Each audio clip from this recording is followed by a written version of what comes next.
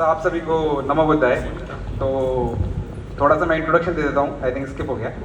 तो मेरा graduation national law university Delhi से हुआ। उसके बाद मैंने एलएलएम किया यूनिवर्सिटी ऑफ लंदन से।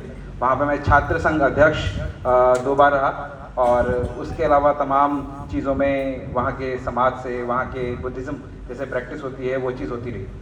तो सबसे पहले हम पुराने वक्ताओं को, पहले वक्ताओं को भी सुना, और हमारे जस्टिस साहब हमारे सामने हैं, उनसे भी हम सुनेंगे। तो बुद्धिज़्म से हम लोग जुड़े कैसे? सबसे पहली चीज़ ये आती है कि हम लोग रिलीजन की बात करते हैं, बुद्धिज़्म की बात करते हैं। तो बेसिक जो डिफरेंस होता है कि बुद्धिज़्म जो है वो एक रिलीजन नहीं है, वो धम्मा है। धम्मा मीन्स आपका वे ऑफ लिविंग, मतलब आप प्रैक्टिस करेंगे कि बुद्धिज़्म के साथ ये होता है कि आप बुद्ध से जुड़ते हैं। अब सवाल ये आता है कि आप बुद्ध से जुड़ें कब? तो मैं जिस परिवार में, मेरा सौभाग्य था, मैं जिस परिवार में पैदा हुआ वो एक बुद्धिस्ट फैमिली थी। मेरे माता पिता बुद्धिस्ट सेरेमनी से उनकी शादी हुई। उसके बाद बचपन से लेके अभी तक बुद्ध से जुड़ने का काम तमाम चीज़ों पे चलता रहा कि किस किस चीज़ों में, चाहे वो स्कूल लेवल पे हो, यूनिवर्सिटी लेवल पे हो, कि हम बुद्ध को कैसे समझते हैं। जब बुद्ध को समझने की प्रक्रिया शुरू होती है तो उसमें सबसे पहले हम देखते हैं कि बुद्ध की टीचिंग्स हमें क्या मिलती हैं, कि एक अच्छे समाज की कल्पना जो बुद्धा ने करी आज से 2500 साल पहले, कि बुद्धा ज़रूरी क्यों है हमारे समाज के लिए। सभी लोग बात करते हैं अपो दीपा भवा की, सभी बात करते हैं एनलाइटनमेंट की बुद्धा की ज़रूरत हमें इसलिए पड़ती है, जिस तरह के हम समाज में रहते हैं, जिस तरह के हम संसार में रहते हैं। अगर आपके पास ये सब चीज़ें, जो तनाव हैं, आपका जो भी आपकी उपलब्धियां हैं, आपके डिप्रेशन हो सकते हैं, चाहे आपके वो अचीवमेंट हो सकते हैं, आप किसी ना किसी चीज़ों से आप उलझे रहते हैं। जब आप बुद्धा से जुड़ते हैं तो आप सबसे पहले ये देखते हैं कि एक जो दुनिया है, एक सोचने का तरीका है, वो इन सब चीज़ों से आगे बढ़कर है। मैं लंदन में लगभग 3 से 4 साल रहा। उसके बाद मैं यूएसए के अंदर भी, मैं 14 स्टेट्स के अंदर, 50 में से 14 स्टेट्स के अंदर मैंने ट्रैवल किया। ये बताना इसलिए ज़रूरी है कि मैंने बुद्धिज़्म को अपने गांव देहात में देखा, अलीगढ़ में देखा, फिर दिल्ली में देखा, फिर उसके बाद जब मैं लंदन गया, सर वहाँ पे लंदन बुद्धिस्ट सेंटर है जो कि रन होता है, जो कि पूरी फंक्शनिंग उसकी चलती है वहाँ के फॉरेनर से, मतलब इंग्लिश पीपल से।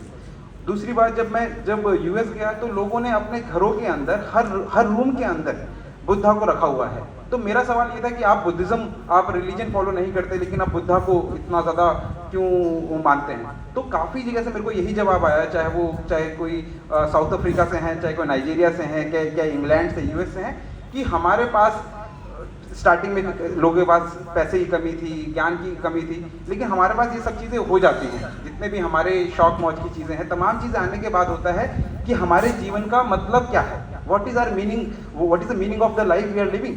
तो हमारे जीवन का जो मकसद होता है, अभी हम लोग छोटी छोटी चीज़ों में, जो जैसे अच्छा लग रहा है मेरे को, काफ़ी छोटे बच्चे भी यहाँ पर आए हैं, कि छोटे बच्चे जो होंगे उनको स्कूल की परेशानी होगी, कॉलेज के बच्चों को कॉलेज की होंगी, हम प्रोफेशन में हमें उनके तनाव हैं, उसके बाद जो बिजनेस में है उनको पैसे की दिक्कत है। ये तमाम चीज़ें अगर हमारे पास आ जाती हैं, आपने उपलब्धियां पा लेती हैं, उसके बाद बुद्धा आपके सामने आता है। उसके बाद ये होता है कि हमारे पास ये सारी चीज़ें आ गई हैं, अब हम क्या करें?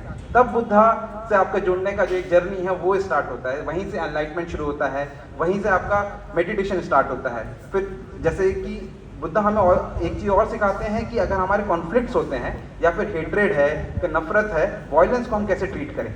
एक बहुत ही एग्जाम्पल आप लोगों ने सभी ने पढ़ा होगा, अंगुलीमाल की कहानी। अंगुलीमाल जैसे आदमी को भी जब उनकी 999 उंगलियां जो थी उनके पास कलेक्ट हो गई थी, तो उनको जब एक उंगली बची थी, वो अपनी माँ के पास ना जाते हुए, आज हम मदर्स डे भी है हमारा, तो अपनी मदर्स डे का उन्होंने अपना एक धर्म निभाया कि अपनी माँ को छोड़ के बुद्धा की तरफ वो गई। तो बुद्धा के विचारों से जब वो जुड़े तो अंगुलीमाल जैसे हेट्रेड पर्सन, जिनको बोला जाता है कि इतना हेट करते थे, इतनी उंगलियां करते, उनका भी परिवर्तन हुआ।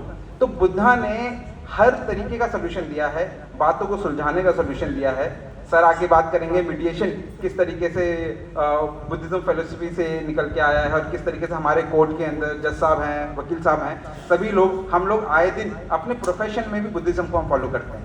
तो सबसे पहला क्वेश्चन मैं उसी को सवाल पे आता हूँ आज अपनी स्पीच के, कि हम लोग बुद्ध से जुड़े कब? बुद्ध से जुड़ने का सही समय होता है जब आपको ये चीज़ समझ में आए कि हमें एक अच्छे जीवन की कल्पना करनी चाहिए। जितने भी तमाम छोटे बच्चे हैं उनको आप तभी से आप इन्वॉल्व करें बुद्धिज्म की प्रैक्टिस के अंदर। बड़े हैं, सीखने की कोई उम्र नहीं होती। आप किसी भी उम्र में बुद्धा को समझते हैं एक रिलीजन की तरह ना, उनको एक धम्मा की तरह, कि आपकी जो वे ऑफ लिविंग है, कि हमारा चाल चलन सोचने का तरीका, आपस में प्रेम प्यार किस तरीके से हो। तो बुद्धा के टीचिंग्स जो हैं हम दिन प्रतिदिन सीखते हैं अपने समाज में और एक दूसरे से सीखेंगे। बहुत बहुत धन्यवाद, आपने मुझे बोलने का मौका दिया, इस गैदरिंग में अपना हिस्सा बनाया। जय भीम, नवोदय। जैसा कि आपने बोला कि धम्मा के बारे में